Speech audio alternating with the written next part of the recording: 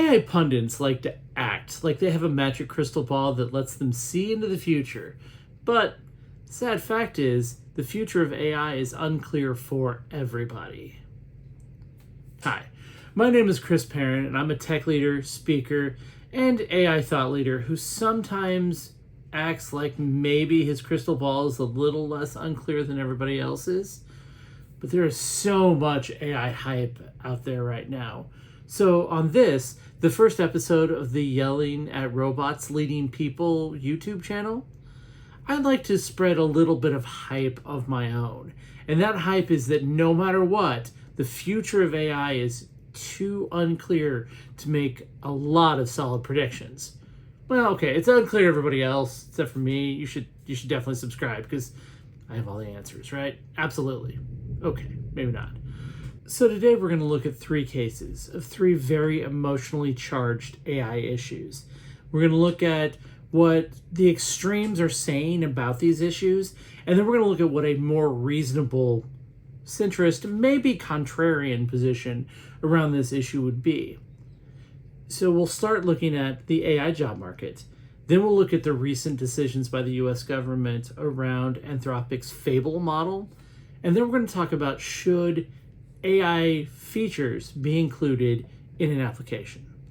So, to start with, the absolute intensity of emotionally charged rhetoric around AI jobs is just seeming to increase, despite the fact it's been the same argument for what feels like maybe 2 years now. So on one side, you have the fact that layoffs are happening. You also have the CEO of Anthropic, who to this day continues to say, hey, we're not going to need you anymore. We're going to hire you. Like, their job listings even say this job may not be around in a year. So they're hiring developers to put themselves out of a job. And then they're going to come after lawyers. They're going to come after doctors. They're going to come after white-collar workers in general, all because, AI should be able to replace everybody, right? So that's one side. On the other side, you've got an equally compelling case that a lot of the people that are being laid off are getting rehired. You have errors being caused in production, looking at you, Amazon, that we can directly tie back to the fact that AI did a lot of work and there wasn't as much human judgment there. We can look at workplace morale numbers and say that they're going down because people think they're going to lose their job to AI, or their job now is just double checking the AI. There are lots of reasons on both sides to feel like the end is coming for all labor, or that's just not the case and just not going to happen. I personally take a look at the job market, and what I see is change. What I see is disruption. Like, the nature of my job as a engineering leader has changed dramatically. It is changing for my people in ways that we haven't settled yet. So we can easily go from my job is changing to the AI is just going to come take my job, especially given some of the other rhetoric within the overall environment. The problem is, I think that a lot of the people that are spreading the fear, uncertainty, and doubt, FUD, right, all have a vested interest in spreading that narrative. I think that more than anything, when looking at the job markets right now, we need a measured, somewhat dispassionate take, right? So we need to be empathetic to the fact that the job market is changing. But the leaders that I've talked to have no plans to get rid of their people. Now, that doesn't mean that they won't in the future, because again, layoffs do happen, but I don't see a mass layoff more than we've seen now. I don't see mass unemployment. I don't see AI taking people's jobs. I think that the employment market is really going to look at us humans as the arbiter of what's right, as the holder of judgment, as the folks that are able to think about systems and the interaction of those systems, look at the customers and understand what they need at a human level, because that is what we are very good at. Then we let the robots write the code. I think that's a very reasonable, I think it's a very centrist position. And I think it defeats a lot of the emotion, but still allows for the fact that it is inescapable that what we do with our jobs has changed. But again, that is it's a central look, and I think it's a reasonable take while looking at the job market. That doesn't say there's not going to be disruption. There's going to be disruption. But ultimately, especially given the pace of AI, I think that disruption will be much more temporary than anybody thinks it is. And that is my position on it.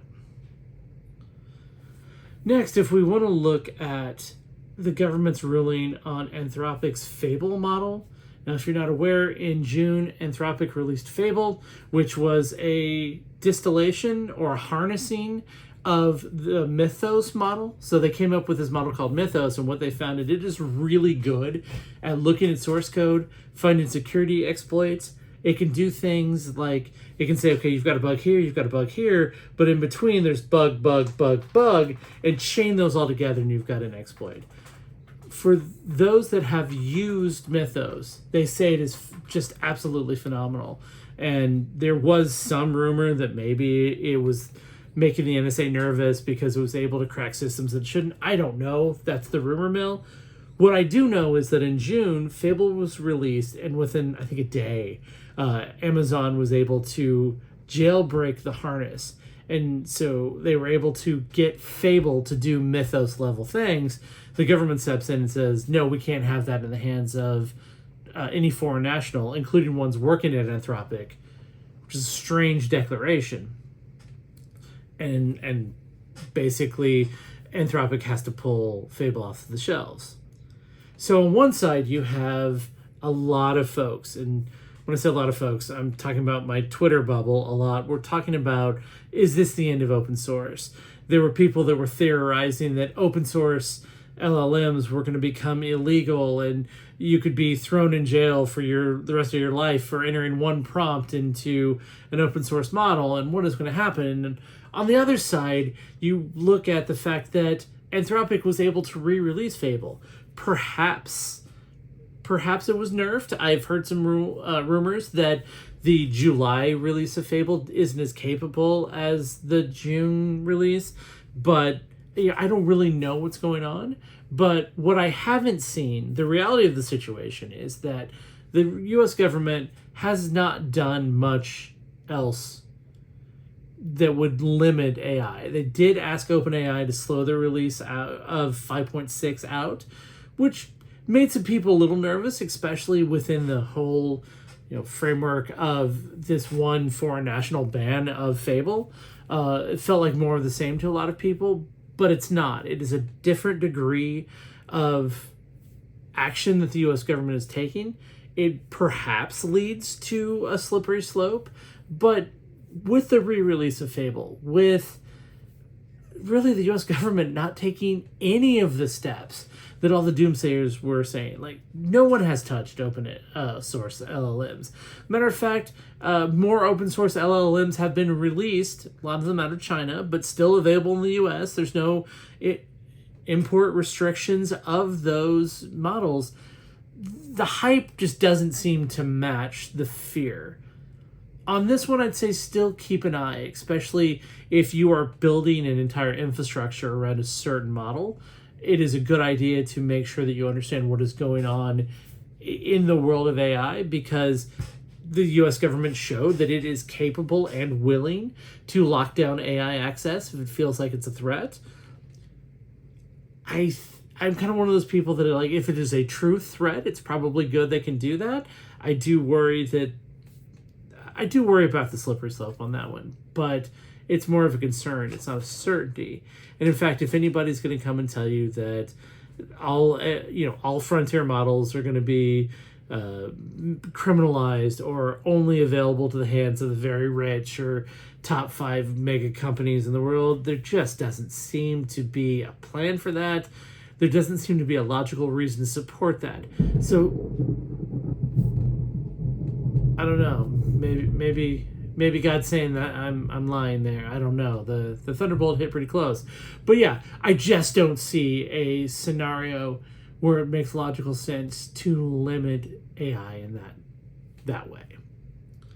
So the final thing we want to talk about is whether or not AI should go into your product suite. So I'm assuming if you're listening to this, you're probably doing something with AI building, AI leadership, that sort of thing.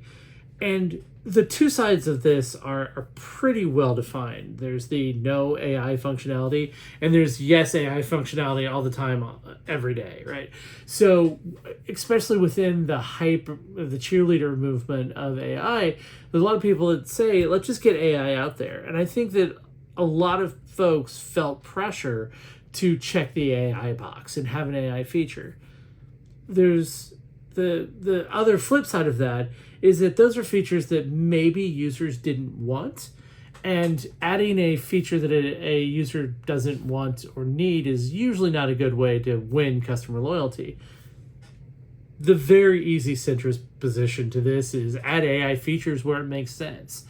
Adding AI for AI's sake was kind of a 2025 move, I think, and I think now we are ready to sit down and say, okay, what actually makes sense for our consumers?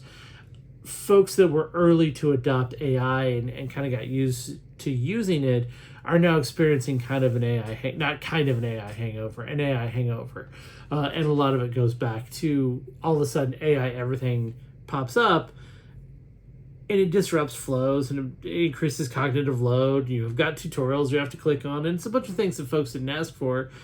And when it feels like AI for AI's sake, it's not the best move, I don't feel. So waiting, being measured, being disciplined about our use of AI, that's how we win the day. Because there are tools that absolutely benefit by having AI. There's great AI features out there. I mean, Canva is one that added AI, and though in the beginning the AI was a little rough, just having it there meant, okay, this is something I'm going to use. This is something that will make my life easier. That, that's good. That's what you want your customers to be thinking as they're trying out your new AI functionality. It could go the route of, say, Dynamics for Sales, which added Copilot to its application, and that Copilot could answer no questions, was unaware of a record you're looking at, and generally was absolutely not fit for purpose. That is what you don't want. And I'm not going to say that the preponderance of AI features goes the Dynamics route, but I believe that that is currently how the market perceives AI features that are on there. So again, going to the hype of AI all the time versus AI never, both wrong choices. AI sometimes, AI when it makes sense is the right way to go. So hopefully that makes sense. Hopefully we are able now to think through what the AI hype is actually doing for us. And as technology leaders, there's really three things that I want to leave you with. And the first is the market is freaking out. The market loves AI. It loves to hate on AI almost as much as it loves to evangelize AI. That is not data. That is not a reason to make a decision. Hype, panic, fear, enthusiasm, they feel like decision signals, but they are not. They are just emotions. And though we are emotional creatures, when we can weed out the signal from the noise, we will make better decisions. Something else to consider is who's saying what when it comes to the hype, and really examining their motivations.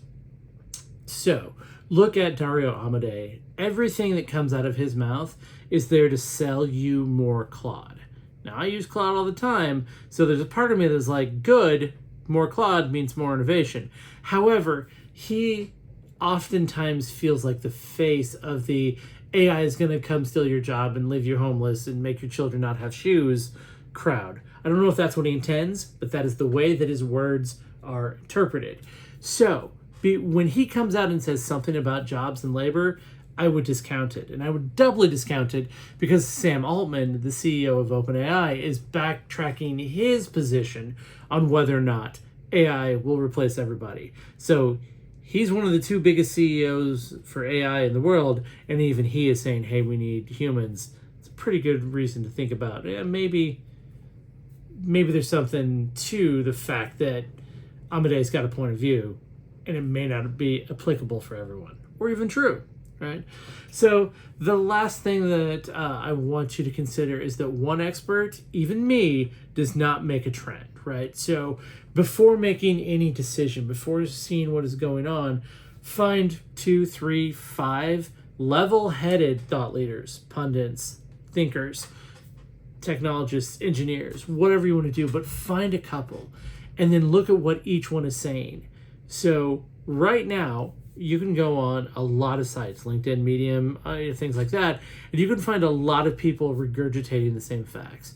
Find original thinkers, find people that are willing to go against the crowd, understand what they're saying, and then use that in your decision making.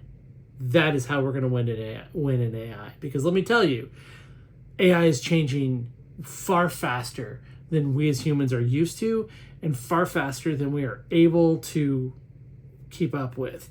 I consider myself somewhat of an AI expert, and there are things that you could bring to me and I will have no idea what you're talking about. There are hundreds of new AI created products every day. Claude Code is releasing like 100 billion new features every hour, it feels like sometimes. There are parts of the AI world that I'm very focused on. Again, I've got teams. I want to make sure that we are doing the best thing as an organization. So that is really my focus. I don't always get to play with tools. There are people who love tools. Find those people. Get their very dispassionate opinions and then make decisions based off that, right? So this is how we win at AI. We're going to make smart decisions. We're not going to fall for the hype. We're going to keep yelling at robots. We're going to keep leading people.